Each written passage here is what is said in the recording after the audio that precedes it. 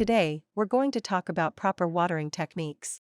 Watering is an essential part of gardening, but it's important to do it correctly to ensure the health and survival of your plants. The first step in proper watering is to check the soil moisture level. You can do this by using a moisture meter or by simply sticking your finger into the soil. The soil should be moist, but not waterlogged. When watering, it's important to water deeply and infrequently. This means that you should give your plants a good, deep watering, rather than just a quick sprinkle. This encourages the roots to grow deeper and makes the plants more drought tolerant. Another important aspect of proper watering is to use the right watering method for your plants.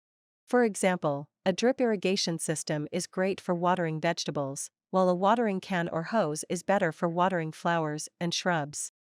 Finally, adding mulch to your garden beds can help to retain moisture in the soil and reduce the need for frequent watering. By following these steps, you'll be able to properly water your plants and keep them healthy and happy. Check the link below to start your journey to a beautiful and bountiful garden. Happy gardening!